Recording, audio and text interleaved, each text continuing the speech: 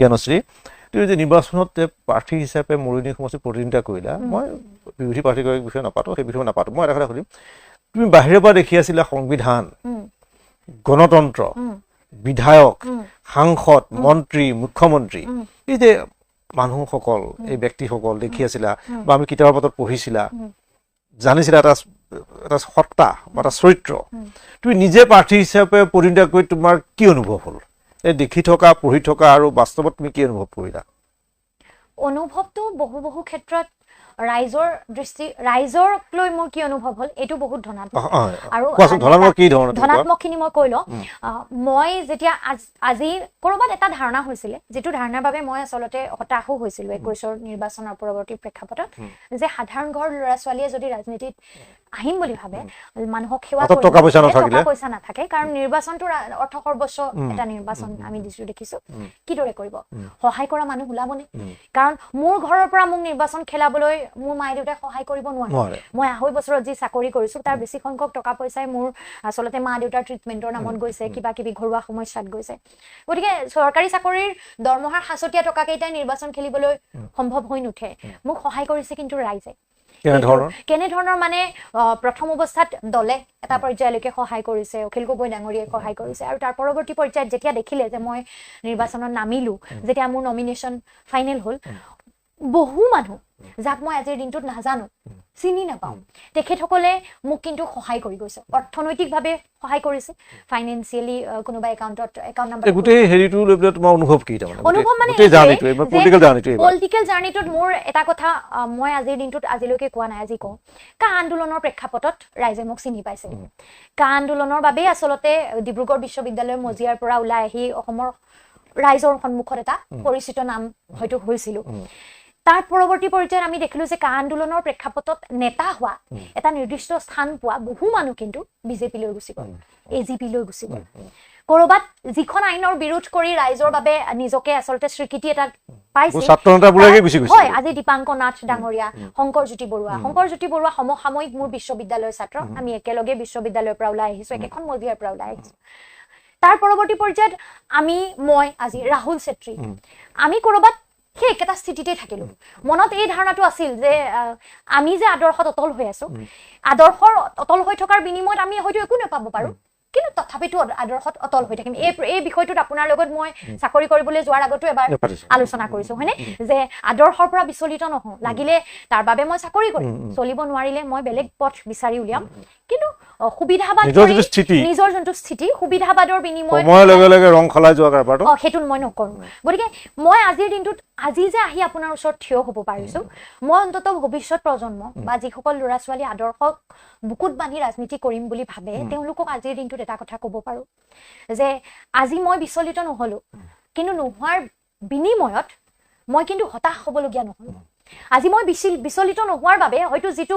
মোক ৰাইজে মৰম ভাল পোৱা দিব লাগিছিল সেইটো মোক ৰাইজে দিলে মই যিমান আশা কৰিছিলো তাতকে বহুত বেছি দিলে আজি এই নিৰ্বাচনটোত সমগ্ৰ প্ৰেক্ষাপটটোত মোক যিদৰে ৰাইজে মৰম ভাল পোৱাৰে আঁকোৱালি ল'লে মৰিয়নিত সমগ্ৰ অসমত এইটো কৰবাত হয়তো সেই আদৰ্শৰ মোৰ যোনটো স্থিতাৱস্থাৰ লগত আচলতে উটি নোযোৱা আৰু তোমাৰ গোটেই জীৱনটো ট্ৰান্সপাৰেন্ট কথা বতৰা তেনেকুৱা কৰা এটা তুমি কৰা বেলেগ কৰা নাই হয় আজি অৰ্থনৈতিকভাৱে মোৰ ইমান সুবিধাজনক স্থিতি এটাত মই নাছিলো কিন্তু মই যিহেতু কম্প্ৰমাইজ কৰা নাই মই যিহেতু আচলতে সুবিধাবাদৰ ৰাজনীতি কৰা নাই কৰবাত ৰাইজে নিজৰ গাঁঠিৰ দম ভাঙিও আনকি মৰিয়নি সমষ্টিৰ বিভিন্ন মহিলা যাক মই চিনি নাপাওঁ বেলেগ সমষ্টিৰ মহিলা মোক আহি সহায় কৰিছে জ্ঞানশ্ৰী ছোৱালীজনীক মানে মই গুৱাহাটীতো দেখিছো বহুত মানুহে যে খবৰ লৈছে আৰু যোনে যেনেকৈ পাৰে দেই কোনোবাই নিজৰ গাড়ীখন লৈ আহিছে মোৰ বাবে মোক লগ নোপোৱাকৈ কেম্পেইনিং কৰি গৈছে সামাজিক মাধ্যম সংবাদ মাধ্যম ফোন কলত বহুত মই এটা কথা সুধিম তুমি ধৰা সেইখিনি সময় আমি দেখিছো যে তুমি ব্যস্ত ৰাতি কেতিয়াবা তুমি আৱেগিক হৈ গৈছা যে মই অপজিত আকৌ কওঁ যে বিৰোধী দলৰ প্ৰাৰ্থীগৰাকীৰ বিষয়ে নাম উল্লেখ নকৰোঁ তুমি এনেকুৱা ধৰণৰ এটা আৱেগিক হৈছা যে মই এনেকুৱা ধৰণৰ নিৰ্বাচন খেলিব বিচৰা নাছিলো মই এনেকৈ MLA বা বিধায়ক হ'ব নিবিচাৰোঁ এইটো কৈছা আৰু ৰাতি 1:30, 2:00, 3টাৰ লগত তুমি খাৰে থাকিবলগীয়া হৈছে এতিয়া ধৰা 9 এপ্ৰিলৰ নিৰ্বাচন শেষ হ'ল আজি 20 তাৰিখ এইটো প্ৰায় 10 দিন এতিয়া সময়টো কেনেকৈ পাৰ কৰিছা এতিয়া এই মিটিংখনৰ আগত মই প্ৰথমটো মই বিহুৰ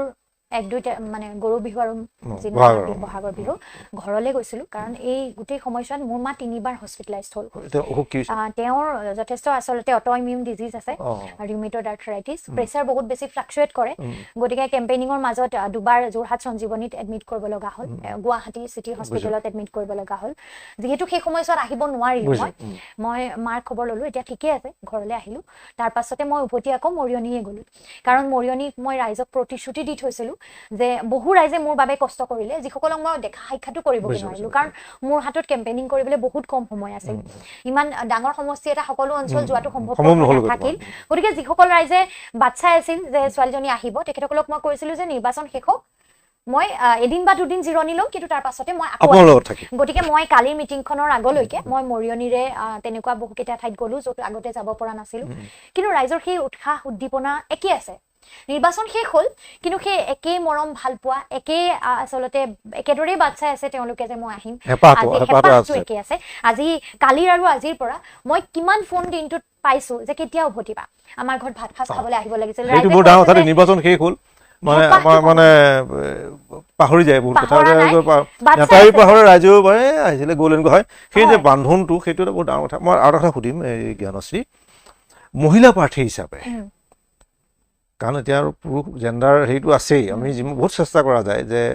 জেণ্ডাৰ বায়াছ হ'ব নালাগে জেণ্ডাৰ লৈ কিছুমান কথা বতৰা হ'ব নালাগে সকলো সমান তথাপি 33% সংৰক্ষণৰ কথাও আহিছে বহুত কথা আহিছে তাৰমানে এইটো আছে মহিলা প্ৰাৰ্থী হিচাপে তোমাৰ অভিজ্ঞতা কি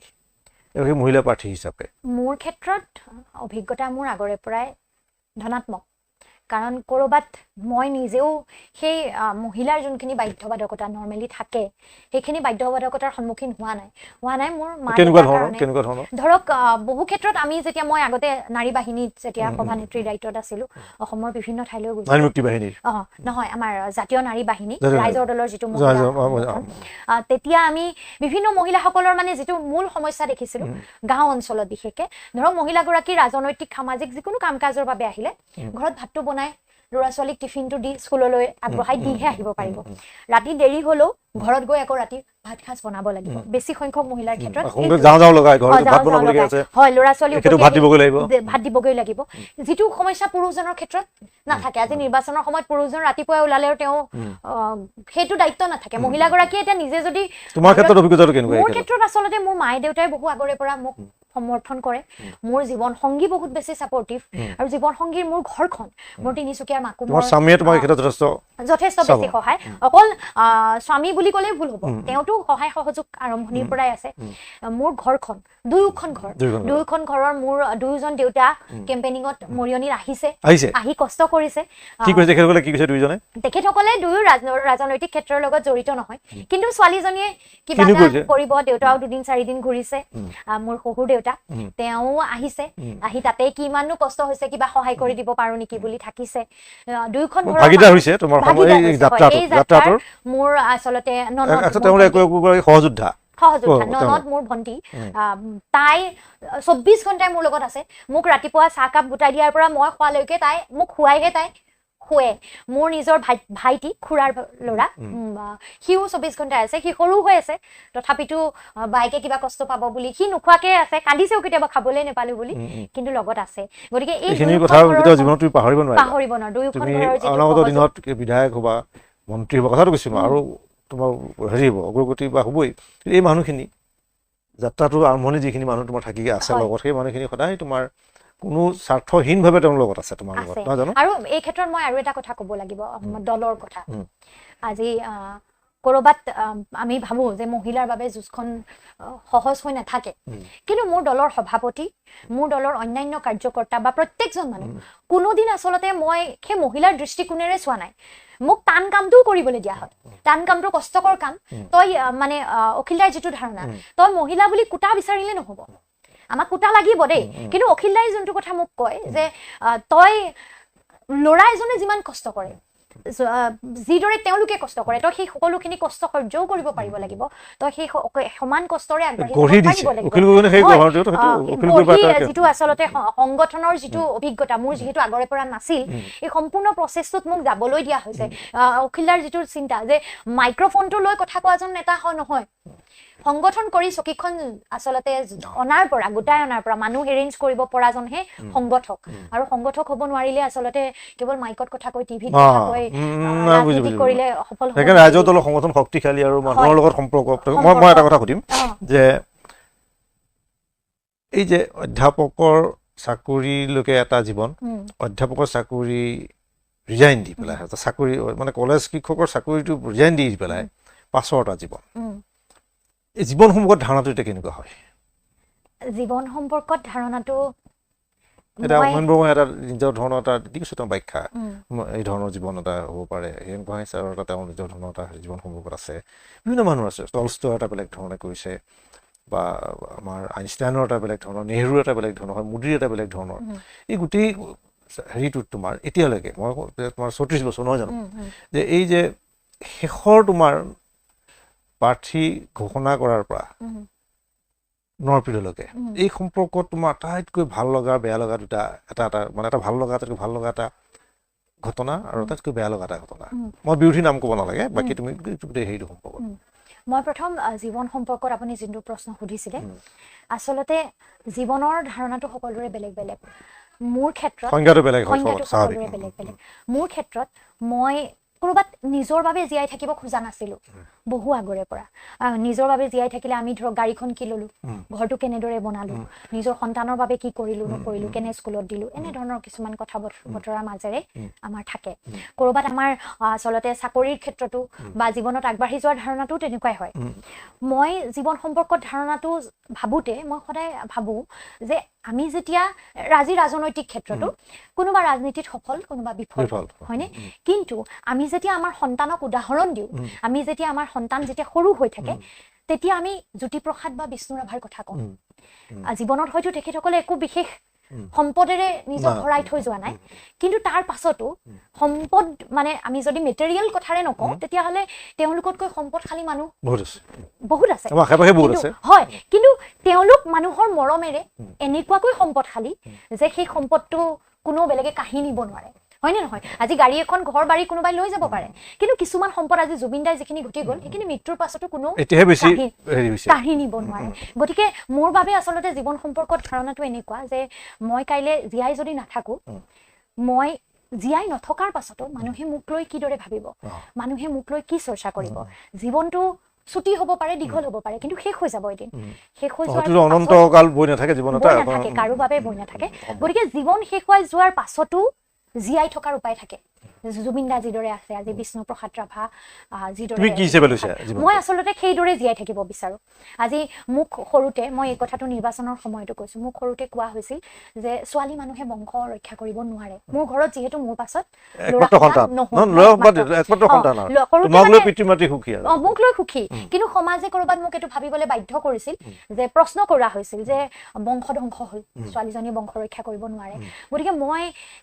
মই ভাবো যে প্ৰতিগৰাকী নাৰী প্ৰতিগৰাকী ছোৱালীৰ বাবে মই এইদৰে কিবা কৰিব পাৰো নেকি স্বাৱলম্বী কৰাৰ দিশত তেওঁলোকক আচলতে শক্তিশালী কৰাৰ দিশত মই অকলে নিশ্চয়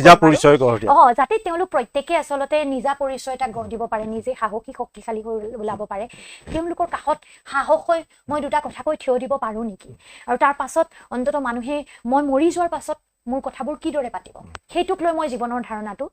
সৃষ্টি কৰিব বিচাৰো সুখী জীৱন শান্তিপূৰ্ণ জীৱন দুটা বেলেগ বস্তু আজি মোৰ জীৱনটোত শান্তি নাই জুবিন দাৰ জীৱনটোতো শান্তি নাছিল অখিল দাৰ জীৱনটোতো শান্তি নাই হয়তো হিমন্ত বিশ্ব শৰ্মা দেৱৰ জীৱনটোতো শান্তি নাই কিন্তু এই অশান্তিৰ পৰিস্থিতিটো হয়তো তেওঁলোক কৰবাত সুখী হৈ আছে আজি মই নিৰ্বাচনৰ প্ৰেক্ষাপটত যেতিয়া মানুহৰ মাজলৈ যাওঁ তেওঁলোকৰ যিটো মৰম ভাল পোৱা আৰু সুখ দেখো হাঁহি মুখে যেতিয়া সাৱটি লয় চুমা খায় আইতাহঁতে মোক দেখি বৰমাহঁতে কান্দি দিয়ে তাত এটা বেলেগ ধৰণৰ সুখ পোৱা যায় সেইটো সকলোৱে নাপায় সেইটো ধনী মানি মানুহ বুলি কোৱা কোনো নাপায় কিনিব নোৱাৰে সেইটো যিমান টকা পইচাৰ আমি গাড়ীত যোৱা মানুহক চুবলৈ ভয় কৰে মানুহ আঁতৰি যায় তেওঁলোকে হেপালত ভয় কৰে তেওঁলোকক হয় মই তোমাক সুধিম দ্বিতীয় কথাটো মই কওঁ আপুনি যিটো কথা কৈছে ভাল লগা আৰু বেয়া লগা অভিজ্ঞতা এই ভাল লগাটো এইটোৱে মই আপোনাক যে ক'লো যে ৰাইজৰ মাজলৈ যেতিয়া গৈছো ৰাইজে যিটো মৰম ভাল পোৱা আৰু বিশ্বাসটো খুব দৰকাৰী বিশ্বাসত আঁকোৱালি লৈছে সেইটো মোৰ বাবে আটাইতকৈ ভাল লগা আৰু সেই বিশ্বাস আৰু মৰ্যাদাখিনি মই সদায় ৰাখি যাতে জীৱনত আগবাঢ়ি যাব পাৰো সদায় ৰাইজৰ চকুত হৈ যাতে ক'ব পাৰো কেতিয়াও বিচলিত নহওঁ সেইটোৱে মোৰ প্ৰচেষ্টা থাকিব বেয়া লগাও এটা অৱশ্যে আছে বেয়া লগাটো নিৰ্বাচনৰ আগদিনা যেতিয়া এজন ল'ৰাৰ মূৰ ফাটি গৈছিল 3জন ল'ৰাৰ ওপৰত আক্ৰমণ হৈছিল মই গৈ তেওঁলোকক যেতিয়া দেখিছিলো তেজেৰে টুটুৰি পুটুৰি হৈ আছে মই আপুনি অলপ আগতে সুধিছিল যে তুমি আবেগিকো হৈছা মই কান্দিছো সেইটো এটা বেয়া লগা অনুভৱ যে নিৰ্বাচনত প্ৰাৰ্থী এই ধৰণৰ ঘটনাবোৰ তুমি কেতিয়াও প্ৰত্যক্ষভাৱে মুখমুখৰ পৰা দেখা নাছিলো মানে মোৰ বাবে হ'ব লগা নিচিনা এটা অনুভৱ যে প্ৰাৰ্থী মই মোৰ বাবে আজি কোনোবা হস্পিটেলত এডমিট হৈ থাকিব লগা হৈছে কাৰোবাৰ মূৰ ফালিছে কাৰোবাৰ হাত ভাঙিছে কাইলৈ যদি কোনোবাজনৰ জীৱনটো হেৰায় তেতিয়াহ'লে কৰবাত সেইটোতো মোৰ বাবে হ'ব জ্ঞাতে বা অজ্ঞাতে সেই ঘটনাটোৰ কাৰণে মই নিজকে হয়তো দুখী বুলি আজীৱন ভাবি থাকিব লাগিব এইটো এটা আচলতে তুমি অলপ এটা আহিলে মই কথাটো সুধিম মানে তুমি হিমন্ত বিশ্ব শৰ্মাৰ বাত শান্তি নাই একবাৰ হিমন্ত বিশ্ব শৰ্মাৰ সম্পৰ্কত তোমাৰ ধাৰণাটো কি তেখেত কষ্ট কৰিব পাৰে যেটো আমি দেখিছো তেখেতে অত্যন্ত কষ্ট কৰিব পাৰে হেতু স্বীকাৰ কৰিব লাগিব মই অখিলদাৰ ক্ষেত্ৰতো হেতু দেখিছো দুইজনৰ হেতু মিল আছে যথেষ্ট শ্ৰম কৰিব পাৰে হুৱে কেতিয়া নুখুৱে কেতিয়া নাজানো কিন্তু ৰাতি দিন মানুহৰ কাৰণে কাম কৰিব পাৰে আৰু ৰাতি দিন মানুহৰ কাৰণে কাম কৰিব পৰা নেতা এজনে ইচ্ছা কৰিলে দুৰ্নীতি নকৰাকৈ কেলেংকাৰী নকৰাকৈও বহুখিনি কৰিব পাৰিলেহেঁতেন তেখেত আজি যি স্থানত আছে তেখেতে যদি আচলতে নিষ্ঠাৰেও ৰাজনীতি কৰিলেহেঁতেন তেখেতে নিজৰ আদৰ্শক বিক্ৰী নকৰাকৈ সততাৰেও কৰিলেহেঁতেন কৰবাত একেখিনি ঠাইতেই তেখেত পালে গৈহেঁতেন কিন্তু তাৰ পাছত স্থায়ী হ'লহেঁতেন তেখেতে ৰাইজৰ চকুত সদায় চকুত হৈয়ে আচলতে আগবাঢ়ি যাব পৰা বাটটো তেখেতৰ ওচৰত আছিলে কাৰণ কংগ্ৰেছতো তেখেতে সকলোখিনি পাইছিলে সকলোখিনি ৰখাবলৈও তেখেতক হয়তো কোনো নোলালেহেঁতেন কাৰণ তেখেতে নিজৰ যোগ্যতাৰ বলতে তেতিয়ালৈকে পাই আছে বুলি ৰাইজেও ভাবি লৈছিলে কিন্তু পৰৱৰ্তী পৰ্যায়ত তেখেতে যেতিয়া চূড়ান্ত ৰূপত দুৰ্নীতিৰ লগত লিপ্ত হ'ল প্ৰত্যেকটো নাম সাঙুৰ খালে আজি বিজেপিও তেখেতৰ নাম উলিয়ালে পৰৱৰ্তী পৰ্যায়ত তেখেতসকলে মৌন হৈ থাকিলে বেলেগ কথা কিন্তু তাৰ পৰৱৰ্তী তেওঁৰ যিটো শ্ৰম কৰা যিটো কষ্ট কৰা যিমান ধৰণৰ যিটো কৰিব পাৰে এইটো স্বাভাৱিক আছিল উত্তৰটো ৰাজনীতিত এনেও স্বাভাৱিক আছিল কিন্তু তেওঁ যদি সেই স্বাভাৱিক ৰাজনীতিতে গ'লহেঁতেন তেতিয়া হয়তো তেওঁ অসমৰ বহু মানুহৰ বাবে আচলতে ইনস্পিৰেশন হৈ থাকিলে তো মানে এটা এটো আসলতে প্ৰয় কৰা নহয় এটো স্বাভাৱিকভাৱে আজি যি ধৰণে কিছুমান নাটক বিবৰ লৈ কি ধৰণে লৈছে কাৰণ স্বতঃস্ফূৰ্তভাৱে মানুহ এটা ললেহেঁতেন আচ্ছা মই এটা কথা সুধিম যে মহিলা সংৰক্ষণ লৈ পেলাই এটা গোটেই বিতৰ্ক এটা হৈছে অথচ 2023ত এখন হৈ যোৱা এখন হেৰি এখন তাকে লৈ আকৌ নতুন ৰাজনীতি এইবোৰ কি কোৱা চাওক এইটোতো আমি সকলোৱে বুজি পাইছো যে নিৰ্বাচন কেন্দ্ৰিক এটা ৰাজনীতি আমি সকলোৱে জানো যে 2023তে এখন বিল ইতিমধ্যে পাছ হৈ গৈছিল কৰবাত তেতিয়াই আছে প্ৰধানমন্ত্ৰী বিৰোধীও দিছে অমিত শাহেও দিয়া বাতৰি ওলাইছে তেতিয়াতো যথেষ্ট মেজৰিটি অকল দুজন মানুহৰ হেৰি আছিল বাকি সকলোৱে পাছ কৰিছিল তেতিয়া বিৰোধীও প্ৰত্যাখ্যান কৰা নাছিল তাত কিয় ক্লজ লগোৱা হ'ল যে আফটাৰ ডিলিমিটেশন বা আফটাৰ মানে লোকপিয়লৰ পাছতহে এখন ইমপ্লিমেন্ট কৰিব যদি তেওঁলোকৰ নিষ্ঠাৰে তেওঁলোকে সততাৰে মহিলাসকলক সংৰক্ষণ দিব বিচাৰিছিলে যেটো লোকসভাৰ এক্সিস্টিং সিট 543 খন আসনতে দিও সেইটো কি হৈছে আসনত মহিলাক দি দিও 543 খন আসনৰ ভিতৰত ভাগ এটা তেওঁলোকে মহিলাক দিব নিবিচাৰিলে আৰু তাত নতুনকে তেওঁলোকে ক্লজ লগাই দিলে এতিয়াও তেওঁলোকে সমষ্টি পুনৰ্নিৰ্ধাৰণৰ পিছতে মহিলাৰ কাৰণে সংৰক্ষণ আকৌ সেই সমষ্টি পুনৰ্নিৰ্ধাৰণটো কিহৰ ভিত্তিত কৰিব লৈছে আগৰ সেন্সাছৰ ভিত্তিত হয় নে গতিকে এতিয়া সেন্সাছ এতিয়াৰ লোকপিয়ল হোৱালৈকে তেওঁলোকে সমষ্টি পুনৰ্নিৰ্ধাৰণ কৰিবলৈ ৰব খোজা নাই এতিয়া তেওঁলোকে ডিলিমিটেশনটো তাৰ লগত সংলগ্ন কৰাৰ লগে লগে সকলোৱে বুজি পাইছে যে এটুক লৈ অবজেকশন আহিব কাৰণ এটু হোৱাৰ লগে লগে নৰ্থ আৰু সাউথৰ কিমান চেঞ্জ আহিব এতিয়া বিহাৰৰ সিট কেপাসিটি 120 মান হৈ যাব আমাৰ দৰে ষ্টেট উত্তৰ প্ৰদেশৰ যেতিয়া হৈ যাব হয় নে নহয় তেওঁলোকৰটো 50% বহা মানে কিমান বাঢ়ি গ'ল তাত আমাৰ দৰে সিট আমাৰ বাহিলে কিমান বাঢ়িব 160 মান হৈ যাব উত্তৰ প্ৰদেশৰ 160 মান যেতিয়া হৈ যাব আমাৰ দৰে নৰ্থ ইষ্টৰ ৰাজ্যৰ কি হ'ব আৰু যত সাউথ ইণ্ডিয়াই নিজৰ আসলতে আগৰে পৰা পপুলেশন কন্ট্ৰোলৰ কাৰণে তেওঁলোকৰ মেকানিজম আছিল হেতু এটা ভাল গভৰ্নেন্সৰ সাইন পপুলেশন কন্ট্ৰোল কৰিছে তেওঁলোকে তাৰ বিনিময়ত তেওঁলোকক আজি পানিশমেন্ট দি ডিলিমিটেশনৰ নামত কৰবাত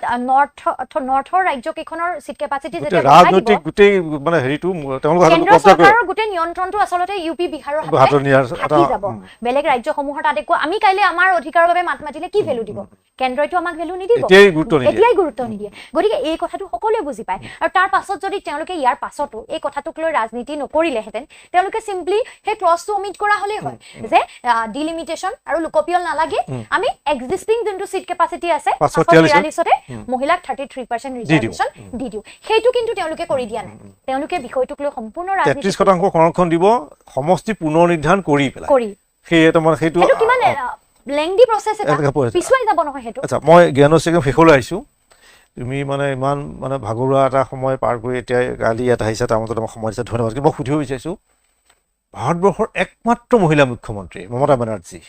যথেষ্ট সাহসেৰে প্ৰধানমন্ত্ৰী, কেন্দ্ৰীয় গৃহমন্ত্ৰী, বিজেপি গোটেইবোৰ মুখ্যমন্ত্ৰী, গোটেই সকলো কেন্দ্ৰীয় মন্ত্ৰীসভাখন সকলো পশ্চিমবংগত উবুৰি খাই পৰিছে। এগৰাকী মহিলাই কিন্তু যি ধৰণে যুঁজ দিছে, সৰ্বাধিকাৰ আমি ক'ব নোৱাৰোঁ, ৰাইজে নিৰ্ধাৰণ, পশ্চিমবংগৰ জনতাই নিৰ্ধাৰণ কৰিব, বাঙালীয়ে নিৰ্ধাৰণ কৰিব কাক মুখ্যমন্ত্ৰী পাতিব।